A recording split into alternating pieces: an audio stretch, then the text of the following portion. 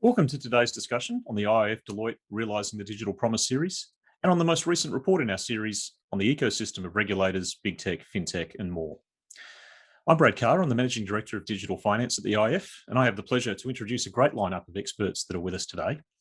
To quickly set out the run of show, we're going to hear from members of the IIF Deloitte project team who are going to introduce the key subject areas that we covered in this report. And then on each of those sections, we'll complement the report's takeaways with some first-hand practitioner perspectives from our special guests.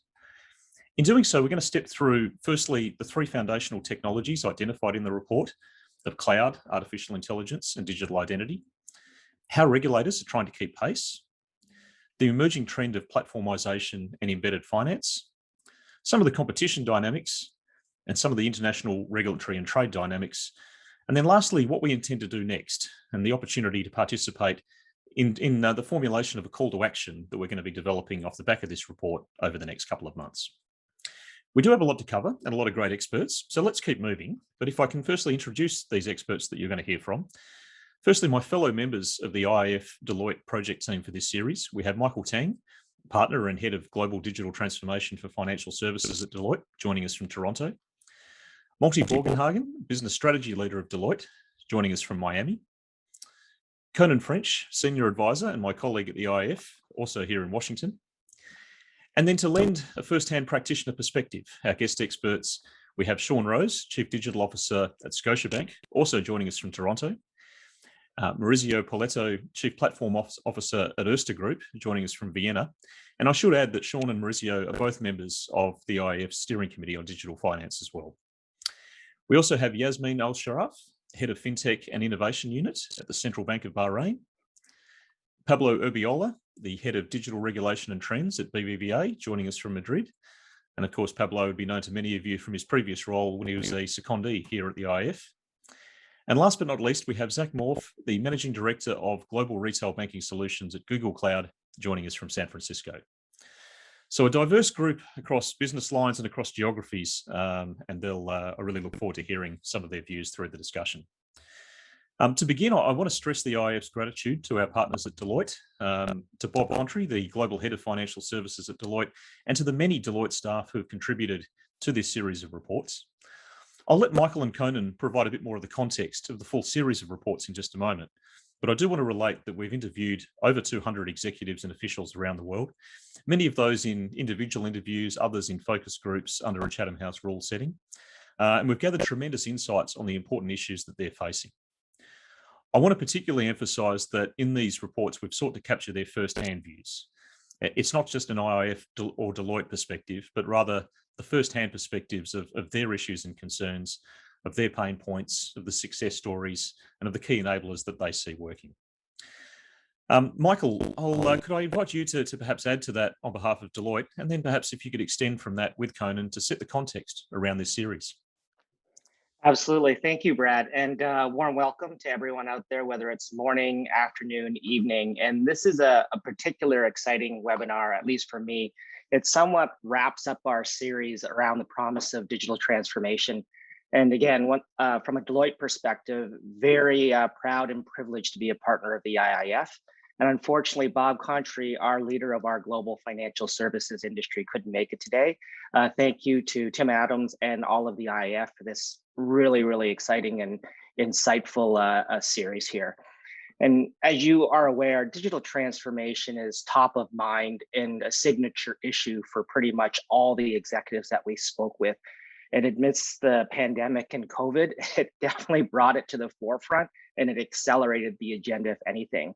So the findings and the observations and the quotes have driven so much rich and insightful conversations.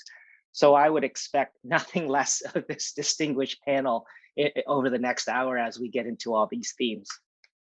So if I were to shift over to kind of kick this off and recap, and if I gave somewhat of a movie trailer here, in the first series was really around highlighting the challenges around digital transformation across the different enterprises, particularly in financial services. And we saw highlights around the challenges, surprises, and difficulty of just onboarding fintechs from both fronts, from the fintech's perspective, but also from the incumbent.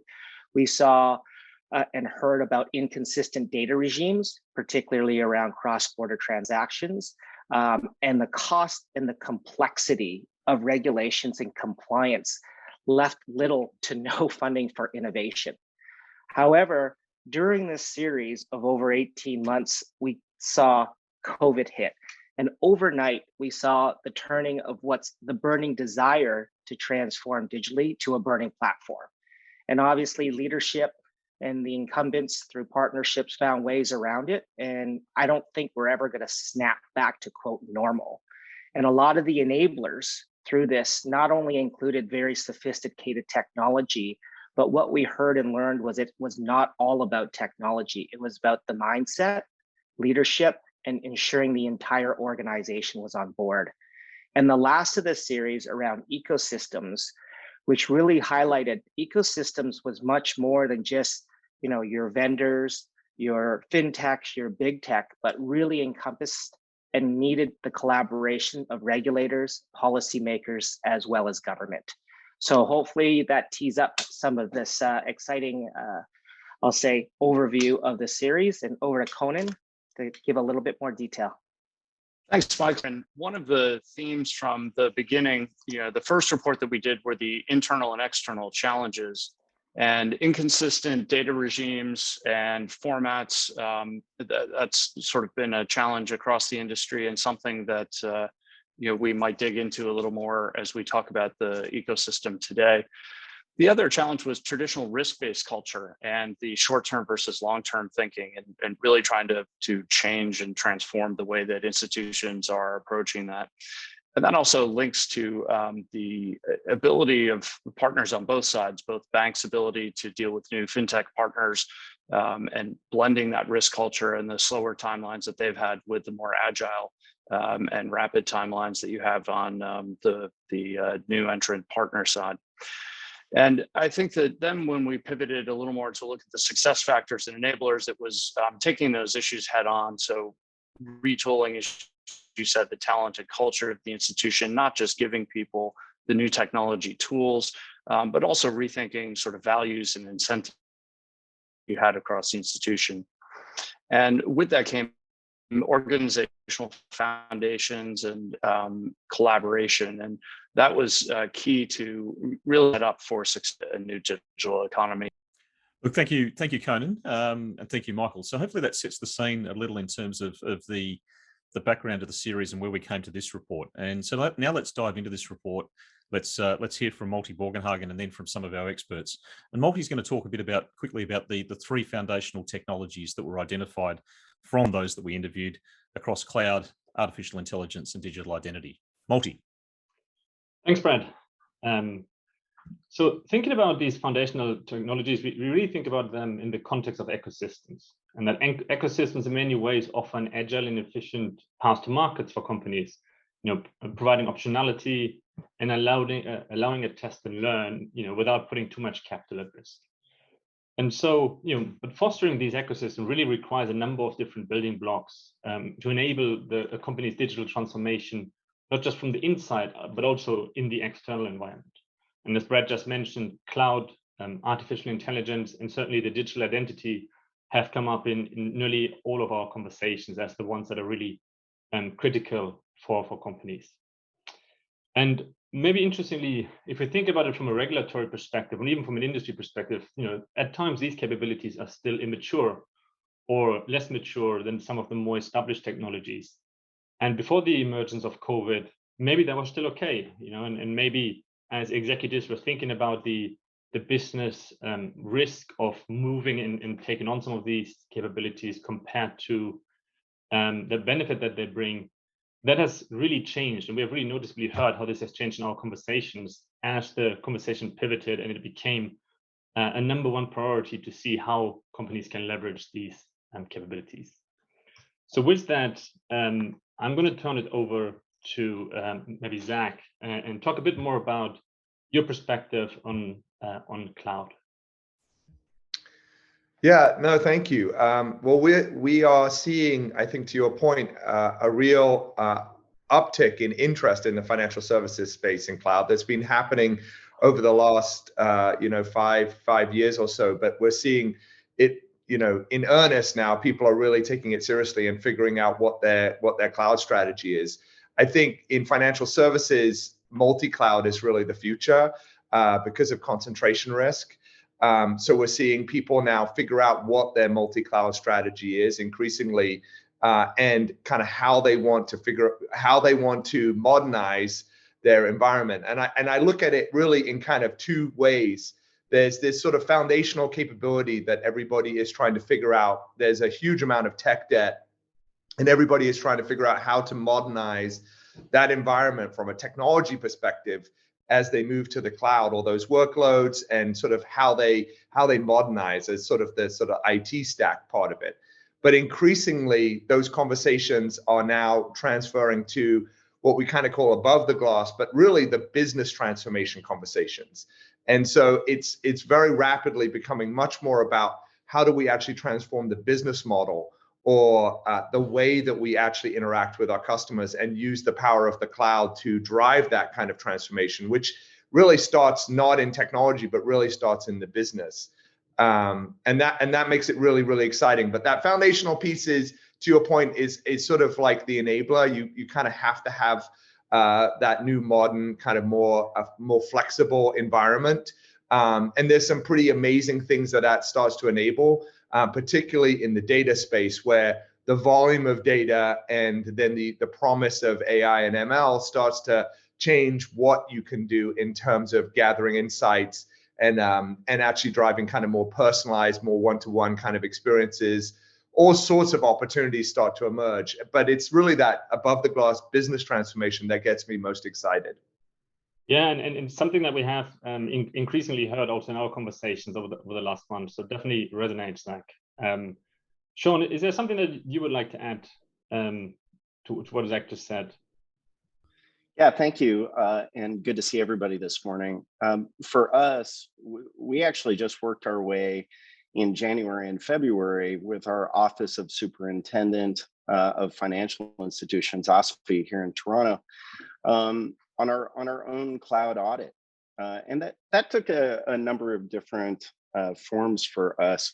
What we were looking into primarily was initially our capabilities, so secure, quick deployments, utilizing the cloud. Remember, only 3 years ago, less than 5% of our transaction volume was cloud-based. Today, it's almost 60%. And when you factor in all things being equal, then almost 85% of our bank's transactions flow through what we would refer to as our digital platforms. It's a growing enablement function, not just a dependency. And so during that time, we've gone from what we thought was a quick deployment structure of probably 12 to 15 releases a year to really on demand whenever we wish to. And cloud has played a critical part of that. But it hasn't just been the enablement functions around our software development lifecycle. A lot of it also has influenced our vendor ecosystem over the last year, especially with the pandemic and with so many of our transactions flowing through our digital channels. We've really also had to rethink the way that we do local development and local deployment utilizing the cloud. In Peru, right at the beginning of the pandemic, actually just before it, we launched, along with Interbank and BBVA, 3 of the 4 largest banks in Peru, we launched a program with Yellow Pepper,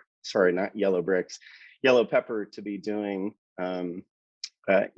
free interbank transfers between the 3 of us. Now there are 6 other banks that are also part of the ecosystem. So vendors play a big part of that. Also here in Canada, at the beginning of the pandemic, we worked with Qualtrics to do secure data transmission from unauthenticated experiences.com to be able to make it so that people could get relief from the services just as quickly as possible. And so cloud played a critical part with 2 of our major vendors in that window as well. Obviously, we have one of our esteemed partners in Google here. Like many of you, GCP is a critical part of that. So from a platform technology ecosystem perspective, we have public-private. We also have 2 major vendors in Azure and GCP. And that has enabled us, I would say, across our whole footprint. If you're not aware of Scotiabank's footprint, we're one of, if not the largest bank in the Americas. So we sit across almost 50 countries, and cloud plays a critical part in that. And our major technology platforms ride side saddle with us. And so to be able to make sure that from a platform technology ecosystem perspective, multi-cloud strategy and modernizing our back office and our core systems as part of this incredible transformation that started well before the pandemic, but was certainly accelerated by it. Cloud plays a number of different roles. Last but not least, and to kind of bring it full circle, we just went through our first cloud audit with OSFI between the end of January and the end of February this year. And that was really talking about risk and primarily with around effective challenge, exit strategies from both our vendors and our partners, but as well as our approaches. And then some pretty thorny issues around residency versus security, and how the cloud and our vendors and our partners and our approach can enable our customers and our bank to be even safer. And so cloud to us isn't just the vendor you choose, but it's really the whole ecosystem and the whole transformation effort. And so what I'd offer up to almost anybody, if you are going through an audit over the next 6 months with your local regulators, give me a ring, because we just went through it ourselves. But pretty exciting times, and cloud's played a critical part of that. Thank you, Sean. That is really, I think that is really insightful to hear that firsthand, and certainly, I can associate with that, spanning 50 countries and what that means in terms of complexity, which is definitely one other key topic of our report. I want to pick up on the topic of, you mentioned authentication, and so really this is going towards the part of digital identity. So maybe Maurizio, is there something that you would like to add to that conversation in that space?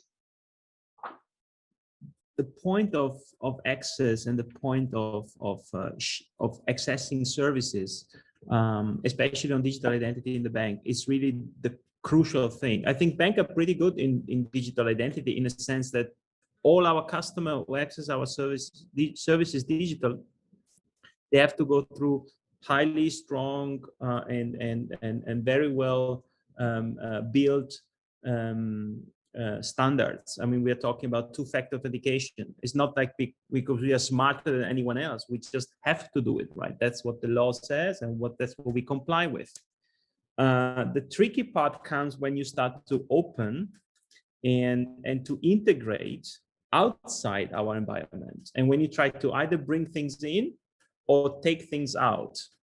And there, I think we are just at the beginning of this ecosystem of services around identity, which probably potentially will make a difference in the future, because I believe, but I'm not the only one, that integrated banking in the future, or let's say, and banking will not happen anymore in the banking environment. And I'm not talking about here branches, I'm talking about even the digital safe environment of a bank. I think part of what we do today in our safe environment eventually will move out to other places. And that extraction and that implementation can only happen with clear identity standards, proper token handling, and probably actually trying to fulfill all the requirements, no matter where, no matter what. And that's where the proper interoperability and proper identity standard comes into play. And it's going to be crucial. At this point of time, we are very good within our boundaries. The question is, will banking stay within our boundaries or will move out? And I'm completely convinced that moves out. And some part will be wherever our customer want that piece of banking to be, right? And therefore we need to be there. And to do this, identity is probably the starting point of that journey. Yeah, I can see a lot of head nodding on the call, and I certainly agree. That was a very good and insightful summary. And so thank you, Sean, Zach, and Maurizio for sharing that. And with that, Brad, I think you'll take it from here. Yeah, thanks, Moldy, and thanks to each of our commentators. So I think we could probably spend an hour on those topics alone, and certainly where Maurizio refers to digital identity, it really, I think, aligns and resonates with a lot of the work that we've been doing at the IF on the Open Digital Trust Initiative. Similarly, I think Zach and Sean have probably given us a nice segue into the next topic we want to talk about in terms of regulators' response and how they're trying to keep pace. And there's a number of great quotes in the report that I would love to dredge up, but I won't do, just so that we instead save our time for our guests. But if I can quickly outline, I think, three major themes that I saw emerge.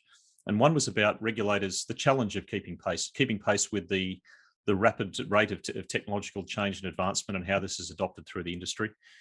I think perhaps, secondly, the issue of how the complex labyrinth, I guess I would call it, of how different regulatory mandates and agencies fit together, and the traditional mandates of a banking and insurance and securities supervisor, and how those intersect now with that of a privacy commissioner and a competition commissioner. And it's often a very complex mix that I think a lot are still grappling with, and that we in the industry probably need to have some patience and empathy with. But also, I think there were some cases cited in the report from a number of people in banks and insurers that were impressed with how some of their regulators and local finance ministries have been picking up and trying to support innovation. Another one of our steering committee members, Yuri Miznik at First Abu Dhabi Bank, was one who cited that. So perhaps that makes the Middle East a great place to start. And I'm going to firstly invite Yasmin from the Central Bank of Bahrain. Perhaps, Yasmin, if there's thoughts you could share here of how regulators are responding and keeping pace. So just to start off and to set the scene, I think that it's a very challenging time for regulators. The complexities that you've mentioned, I think we in Bahrain, and considering that the Central Bank of Bahrain is the single regulator, whereby we oversee banking, insurance, as well as capital markets, that makes it a little bit easier on us. My fellow panelists have mentioned, digital transformation, I think, has been accelerated by COVID. It has really put digital transformation at the forefront, whereby it's no longer about efficiency, it's a must. Customer expectations will no longer return, or they're not really expected to return to what they used to be in the pre-COVID era. Therefore, business model transformation is essential to meet the new and evolving expectations of those customers. This also means that there is more pressure on regulators and governments to act fast in an agile manner to accommodate for those emerging business models and to accommodate for these new emerging technologies as well. I think that within this digital era, regulators and governments in general have had a new role, or we're starting to have or see an emerging new role for us to play. Which is more to act as enablers of innovation and digitalization within the financial services sector, while ensuring safety and soundness of the financial services sector without compromising financial stability, and whilst ensuring that we have the necessary regulations in place to oversee and ensure consumer protection as well. There are a number of challenges, of course, in the sense that the pace of these technological advancements, which is quite fast, regulators might find it challenging to accommodate all these developments. And I think that the main challenges that regulators face in this area may be highlighted by, first of all, number one, there are a number of new emerging business models that come along with a new set of risks that regulators will have to assess, will have to understand, and will have to then assess their own risk appetites, whether they will be able to accommodate those risks and those that come along with these business models.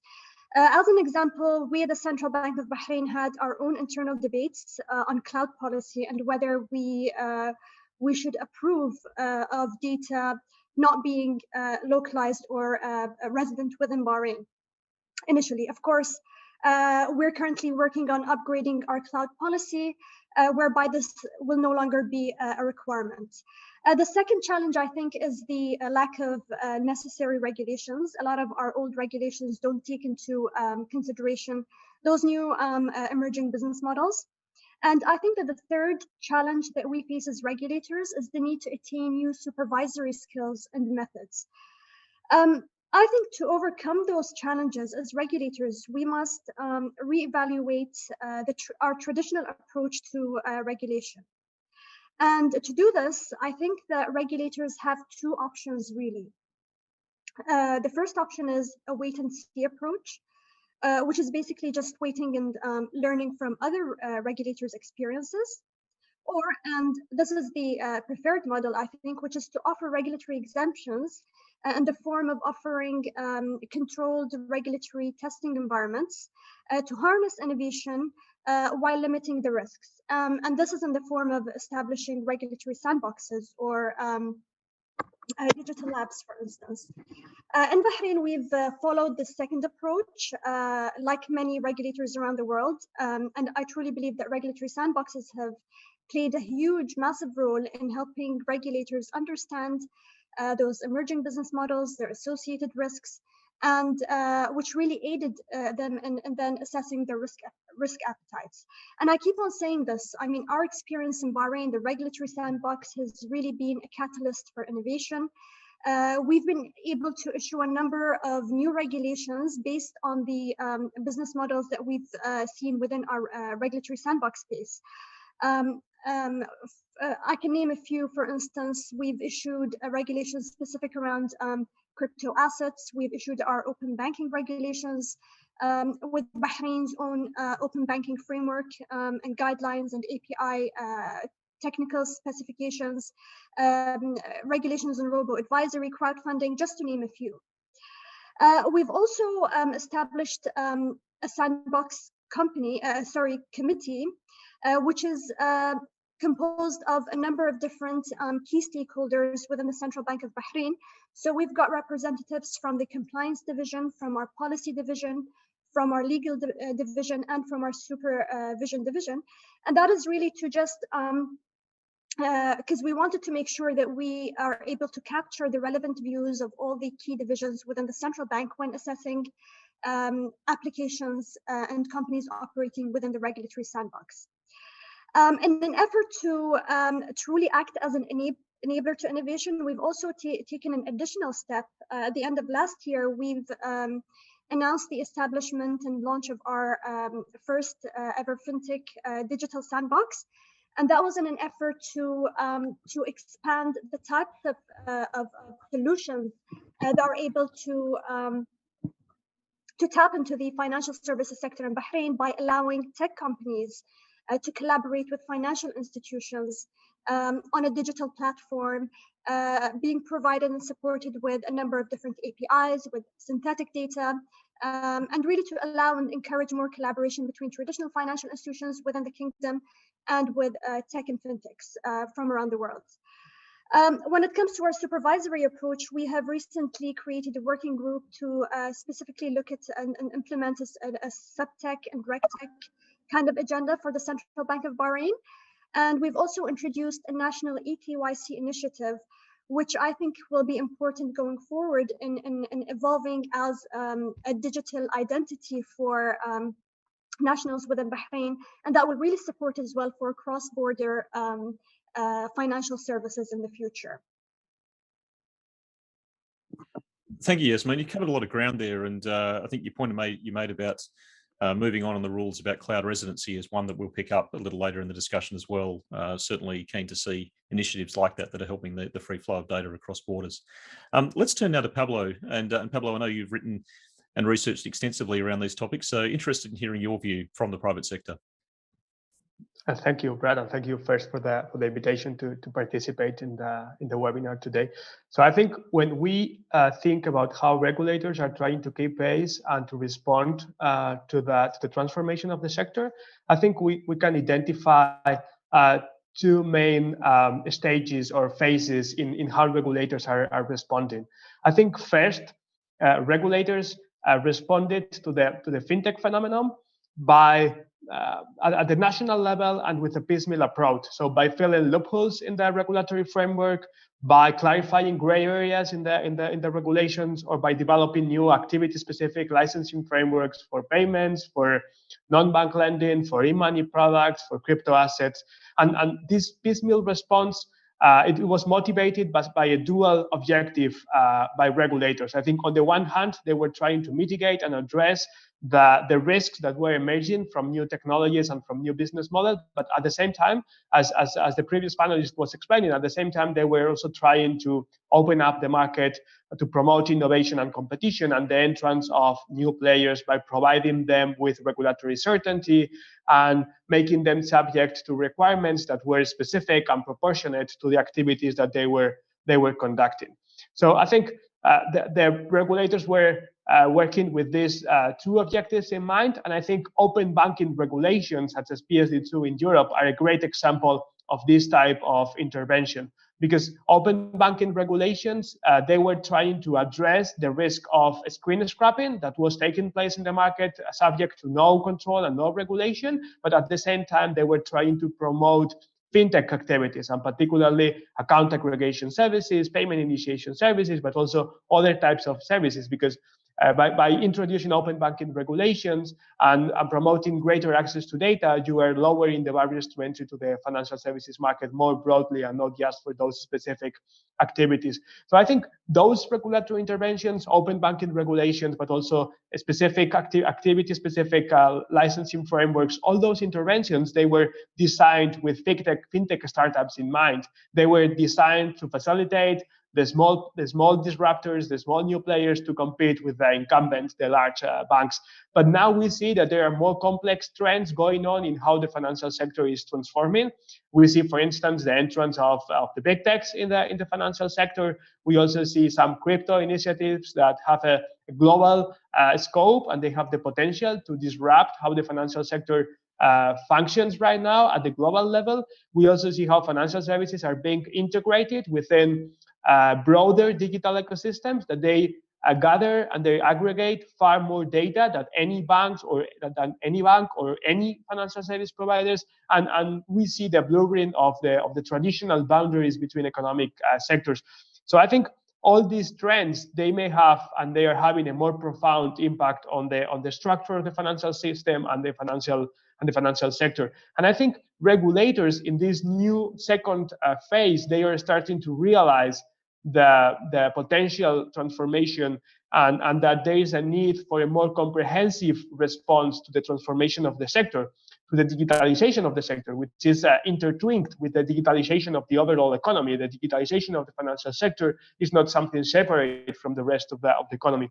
And I think regulators in this second phase, they are now realizing that the response to the transformation of the sector has to be more comprehensive, and more comprehensive in terms of being cross-sectoral, so going beyond the financial sector in terms of data policies, but also how we regulate digital platforms and digital markets. And the response is also starting to be more global. So, for instance, as regards global stablecoins, it is now clear that there is a need for global coordination and a global approach to some of the crypto initiatives. So I think we are moving to a more comprehensive response by regulators. Thanks, Pablo. I think you've hit on a number of the really key themes there, and the trend of where the market has perhaps moved from the FinTech emergence to the BigTech emergence was one picked up very clearly in a BIS report late last year, and which we referenced in our report. But also, as you note, I guess the trends we've seen from Augustin Carstens and Fernando Restoy this year have highlighted the effort to perhaps pivot the focus in line with that emerging trend. Let's now go to Zach and pick up on cloud. And Zach, you referred to multi-cloud earlier, and Sean referred to cloud audits. So obviously, this is an increasingly pivotal part of how we look into the regulatory sphere as well. And just interested in any thoughts you'd like to add on this. Yeah, no, I would say, I mean, two things. One is you're absolutely right. What Sean was picking up on around having kind of very clear risk and compliance controls and the requirements for the cloud providers to be able to meet the regulatory expectations and the bank's expectations is absolutely critical. And we don't want to do that in sort of piecemeal ways. We really want that to be a more standard approach so that everybody has that same sense of security, which is foundational. And trust, as we know, is sort of the cornerstone of the financial system. So there's a lot going on in that space to make sure that those activities are happening and that we are really bringing the best to the financial services system around risk and security. And I think in the past there's been a lot of there's a lot of effort continually on our side to make sure that that's the case, but we're really trying to be much more sensitive to the specific requirements of the financial services industry.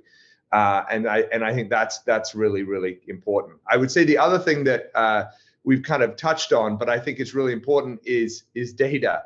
I would say that a lot of the sort of as the bar on what good looks like around the financial services space has increased, data is really at the cornerstone of that. If you think about kind of what the lessons were out of the financial crisis, a lot of the lessons were that the regulators felt that the access to data was just not sufficient, and that really a lot of this, the CCAR and all the stuff that happened in the US and has been replicated in many jurisdictions in different ways. This idea of regulatory reporting has been a massive lift for everybody to do.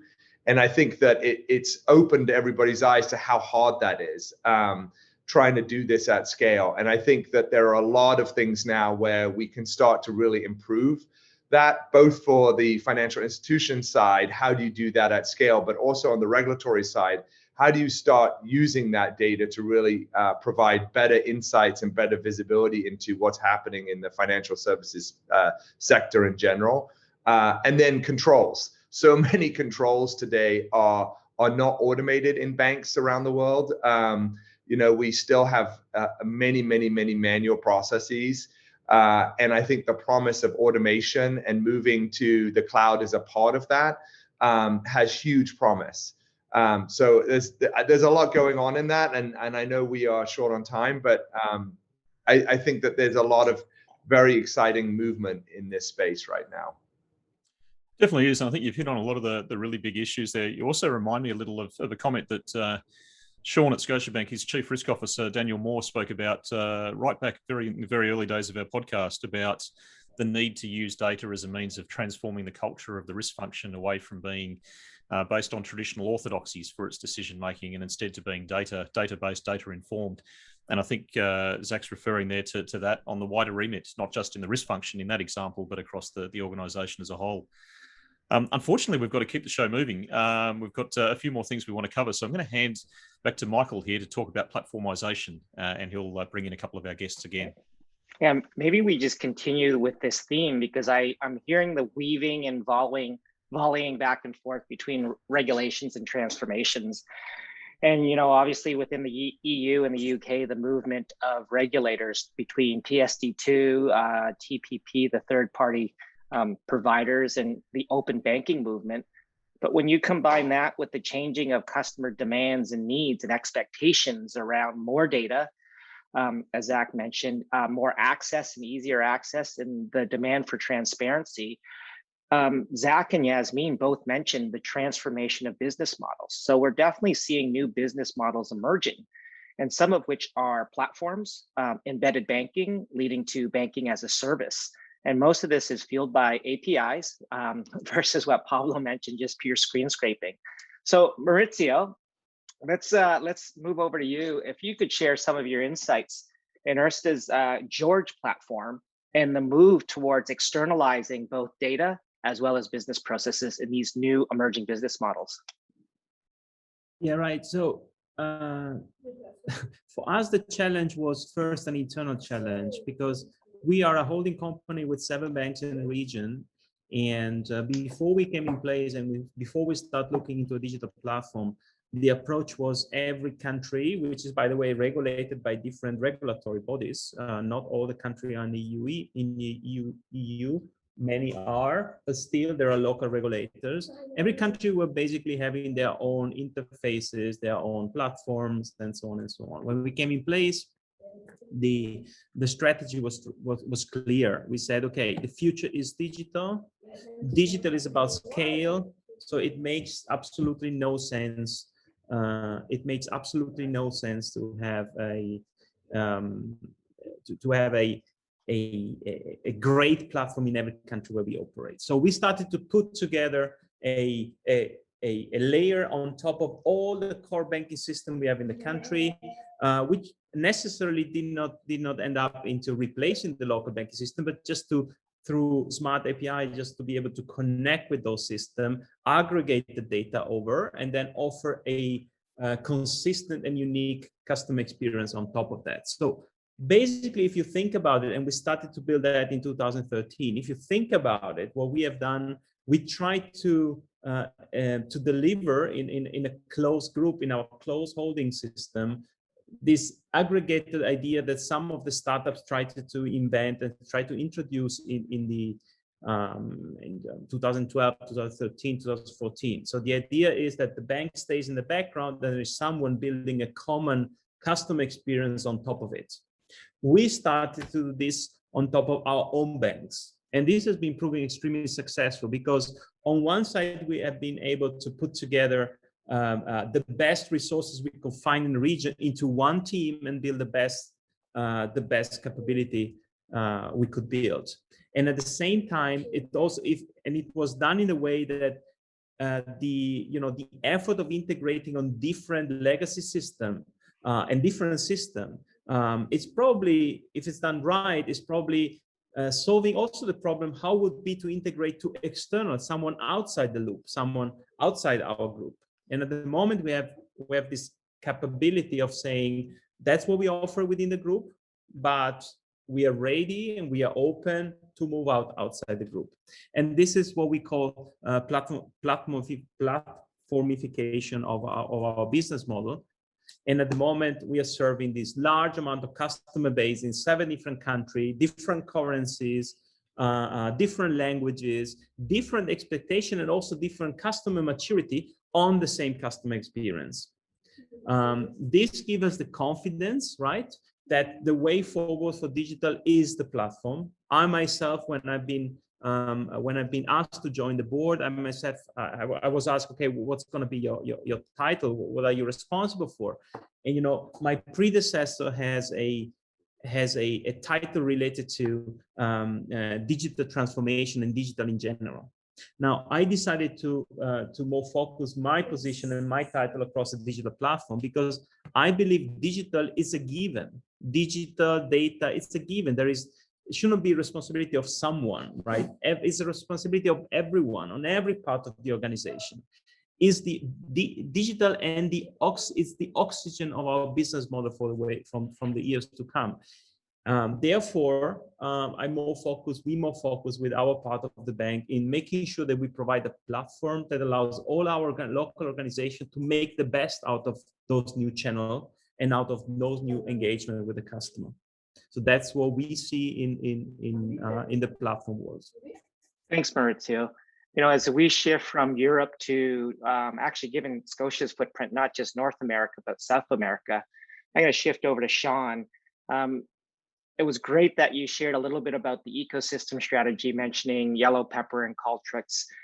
I want to quote something from one of our reports where in Asia Pacific, one of the individuals had said, one of the executives saying, regulators are moving beyond just policing and supervision, but also enabling digital transformation. Given that you shared the OSFI experience combined with how you're leveraging the ecosystem, can you share or comment on how you're looking at the potential collaboration of regulators, as well as your ecosystems and vendors of enabling some of these new business models that are coming into our industry? Sure, I'd be happy to expand also with Maurizio. I really liked what he was talking about with, as a person who has Chief Digital Officer as a title. I liked what he said about the digital being the oxygen of the organization. Hopefully this will help some or all of you. We also think about digital very similarly, but we refer to it as substrate, right? The soil for which everything grows. And so while we're no longer debating the relevance of digital in as part of our broader banking initiatives, we are still thinking a little bit about how we discuss it and its role as the foundation of everything that we do going forward. Michael, it's an interesting question. So for us, there's there's the primary regulator. As a bank that's almost 190 years old, our primary regulator is OSFI out of Canada. They do an incredible job, I think, as the umbrella function of supporting two main groups. One is local regulators, which is most of the time country by country, but also across our footprint, each of our countries has varying degrees of technical maturity.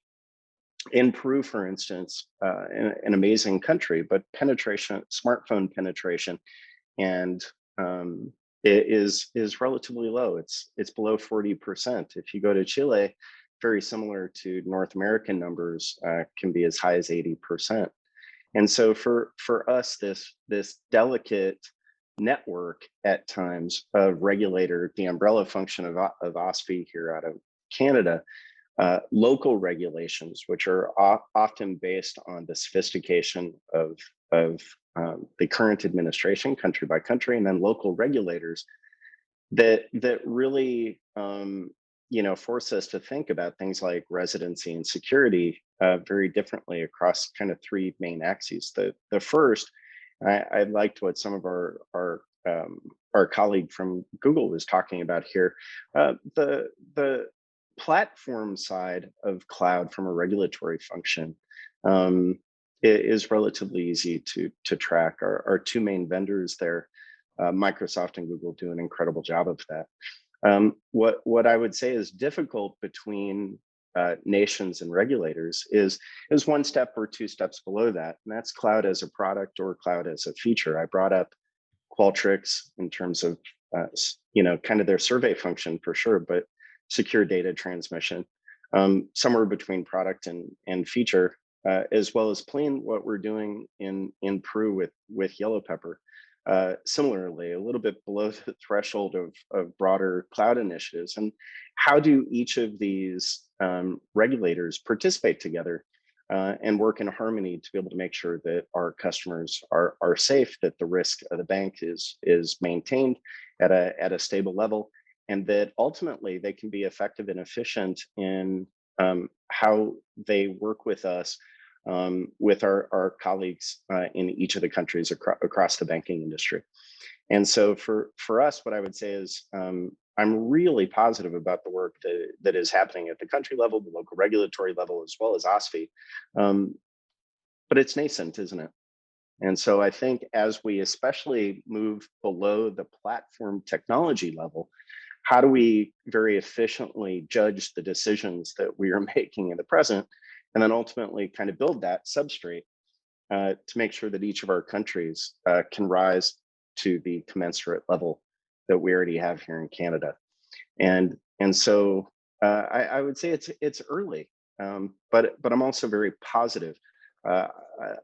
I think that the regulator is eventually going to play a role where the ecosystem certainly allows for a fair amount of innovation, especially at the margins. But as of right now, what they're doing a heck of a job of is, I think, setting up the primary conditions for which sound cloud judgment can be executed. And so we're seeing that across our countries. We certainly saw that with our most recent audit. And I'll let you know in subsequent discussions how it is going into 2022. Thanks, Sean. And with the theme of it's still early and setting the primary conditions, let's continue on the theme of ecosystems. I'm going to hand over to my colleague Multi here around not the partnership and the alliances, but the potential competitive dynamics that we're leading into through transformation. Multi? Thanks, Michael. And I think really in this context, we think about competition in financial services, right? FinTechs, BigTech have really, increasingly, entered the market and played an increasing role, I guess, in how competition is playing out, and of course, enabled by digital technology and digital transformation. And so, Pablo, what do you think are some of the implications in terms of competition dynamics and the policy response in that context? Thank you, Malte. So I think first of all, I mean, we all know that the entrance of the big techs in financial services is quite different to the entrance of the fintechs now in the first wave of transformation, and the integration of financial services within broader digital ecosystems that are controlled by some of those tech players. This has the potential to more significantly change the structure of the financial services market, and I think this is something that we all have to take into account. I think there are obviously some benefits and advantages from the entrance of new players in the sector, and also from the integration of financial services within digital ecosystems. This can provide positive impetus for innovation and promote innovation in the sector, including through collaboration and partnerships between different types of players. The integration of financial services in digital ecosystems can also promote greater personalization of financial services, can also facilitate the emergence of new value propositions and new services, and it can also expand access to financial services, particularly in markets with low levels of financial inclusion. So there are some benefits in the integration of finance within digital ecosystems of the tech players, but there are also some risks. And particularly there is the risk of moving to a financial sector that is in the future less diversified and more concentrated. And I think this is due to a number of features of the digital ecosystems of the tech players, including the strong network effects, the gatekeeper roles of some of their services, and also the vast amounts of data that they are combining. And this has the potential to, in the future, reduce the degree of diversification and competition in the sector, and having a few players that become systemic for the financial sector, and that they lead to new types of risks and systemic risks for the system.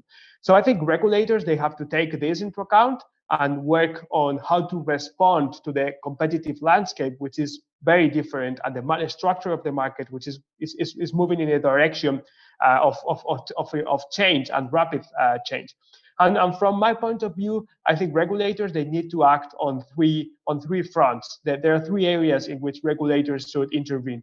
I think the first one is ensuring and facilitating fair access to the digital infrastructures that we all need to provide financial services and to reach our end customers. For instance, the app stores, the mobile operating systems, the NFC technology for contactless payments. All financial services providers will rely on those infrastructures for the provision of financial services.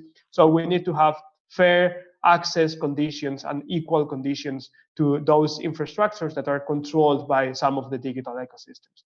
I think the second area where we need action is data. So we have to move from sectoral interventions on open banking, open finance, to a more cross-sectoral approach to open data, cross-sectoral access to data. I think users, they should have greater control over their data, but not just to move it or share it from a bank to a tech player, but also from a tech player to a bank if they wish to do so. I think this is very important.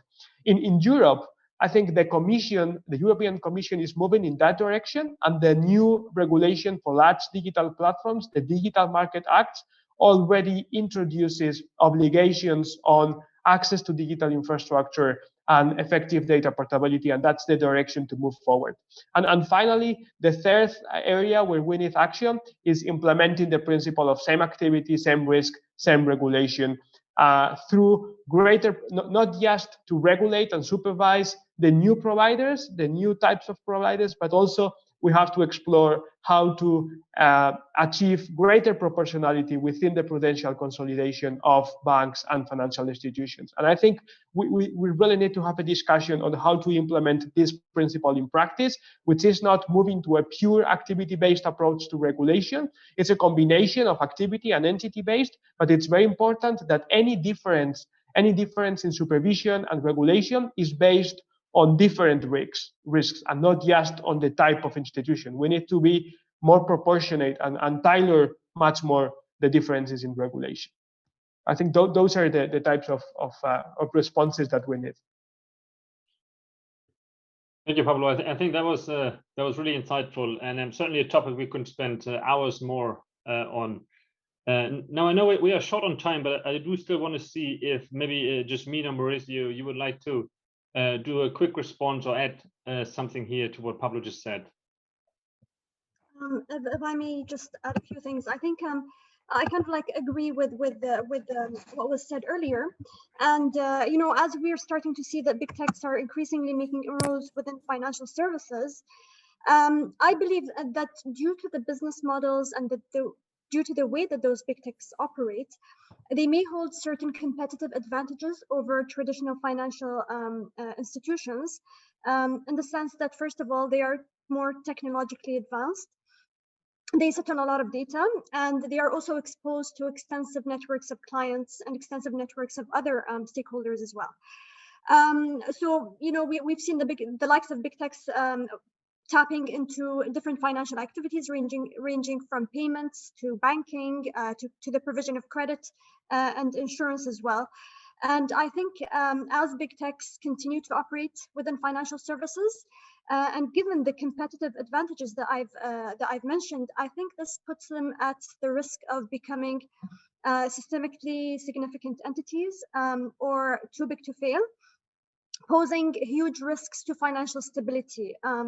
And therefore, here there's an important question that must be raised: is can we as regulators create a level playing field between fintechs and other and traditional financial institutions? And I believe that in general, activity-based approach is the best approach that should be followed by regulators, whereby regulators must ensure that the provision of financial activities and services should be restricted to entities that hold an authorization or a license to provide such activities, and that we should have fair access and provide fair access to big techs into the financial services sector, as long as they hold those regulatory provisions and licenses. Now, having said that, I think that today, the way that we've seen big techs tapping or providing financial services is usually operated under two different models. The first model is either by creating their own regulated financial or regulated entity by establishing a fully owned subsidiary, whereby that subsidiary will then acquire a regulatory license to operate. Or the second approach, and I think this is the most common approach, is that we've started to witness big techs or technology firms partnering with existing financial institutions and leveraging on the licenses of those financial institutions to then provide financial services to end customers. And there's some great models here. For instance, banking as a service is one of the models, where typically we find the big techs offering the platform, and then the banks will leverage their licenses to offer the core banking services and activities. So I think that regulators must act fast due to the potential risks that big techs may impose on the financial stability of within financial sectors. I think that we should start looking at them as following the activity-based approach that was also mentioned earlier, in terms of constricting them or to having a regulatory license in order for them to tap into the financial services sector. Thank you, Desmond. That was really great as an addition. Mauricio, is there any final word that you would like to add before we move on to our last topic? The only things that, you know, I did not participate in the discussion. The colleagues talks really a lot about the relation between innovation, big tech, regulators, and so on. Look, the fact that the fact that big tech will take over banking is a topic in boardrooms since ever. Actually, in banking, most of us who work in digitalization of banking, we have used that threat over the last year to build pressure, to show urgency, to increase budgets. To say honestly, it has been very helpful to say, be careful, those guys are coming. We need to be ready. They're great. We need to be great too. They're doing great stuff. We need to do great stuff too. So it was really helping us to move forward. And I don't see a big wish of any of these big companies becoming a bank. What I see actually is that bank becomes everywhere. So it's more that the bank goes out of a bank branch and goes out of a current account, and banking goes into other part of your life in small little chunks. But then you find banking in everything. You find banking on the checkout of a website. You find banking on ordering food. There is banking everywhere, right? And that's actually the reason why banking is not anymore relegated to small spaces, but is distributed across a digital experience, which at the moment are controlled and or let's say steer by those big companies, simply because they own, in many cases, the devices or the operating system. And what we need to do as banks, we need to really understand that interconnection, and we need to play this game. That's the game. We will not change the game. This is the game forward. We need to be a good player in this game. And I think if we play right, we can be very successful. Great. No, I think that is a good, I guess, complementary point, especially on that dynamic, and certainly on the budget point. What note taking. So let me pass it to Conan to introduce the our final topic in terms of the international dynamics. Thanks very much, Malte, and apologies to the live audience that we're running a few minutes over here, but we did just want to do a quick speed round. We've touched on some of the topics. Data is the essential resource and cloud is the essential tool for digital transformation, but with data localization and some other regulatory and trade trends that we've seen, there are definitely some challenges that have been set up, and we really observe that we need frameworks to help data flow with trust and permission across sectors and across borders. And with that, we might need a new global framework, something like a digital Bretton Woods.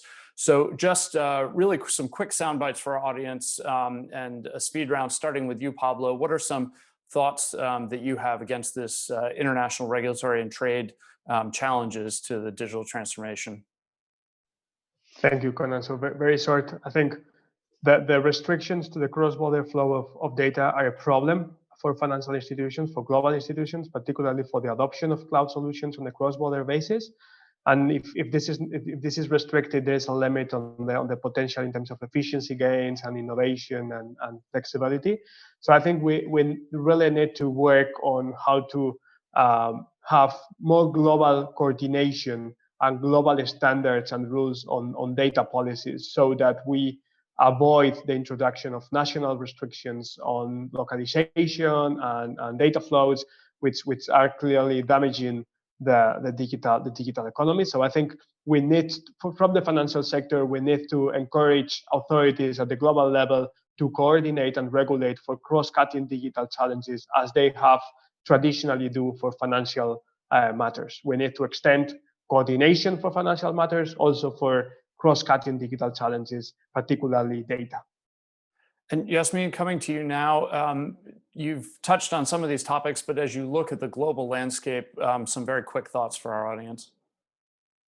Sure. With technology, I mean, geographical boundaries are starting to converge. As a regulator in the past, I was only concerned with regulating with what was under my own jurisdiction. And the cross-border element was only important or relevant when, for example, a traditional bank had a branch in a different jurisdiction. With new emerging business models and the technology, we're starting to see, for instance, actual different divisions within a bank dispersed amongst different jurisdictions. And that really calls for the need for regulators to collaborate. And it also requires for those technology service providers to be able to be more agile to respond and comply with the varying different regulations in those different geographies. I think it's very essential that as regulators, we come together to try and harmonize our regulations to avoid regulatory arbitrage that may occur, and at the same time to also avoid or to make it less, to have less friction for innovators to operate amongst different jurisdictions as well. I think that We need to understand, as regulators, a number of different aspects as well. We need to understand how other regulators are looking at the overseeing the whole ecosystem. We need more clarity on privacy of data and whether there's a uniform, whether we can come up with a uniform data privacy law, for instance. We need to consider things like how other regulators perceive AI, cloud, and other emerging technologies. And how those emerging technologies can also satisfy the different regulatory requirements. As I said, this calls for a need for more collaboration amongst regulators. We need for more international networks to bring regulators together. There are some great examples of such networks. For instance, the Global Financial Innovation Network that has been established. We also are part of different regional regulatory networks that are looking closely at fintech and innovation and technology. Sean, quick final thoughts on Scotia's issues operating across your international footprint. I think we might have lost Jasmine there for a second. Sure. Quick on my end. Thanks for including me today. I think for us, what we're really thinking about across our footprint is less about KYC country by country or product by product, and much more holistically around identity. And as a function, if we get that right, our multi-jurisdictional data work as well as our cloud work will take care of itself in close coordination, obviously, with our technology partners.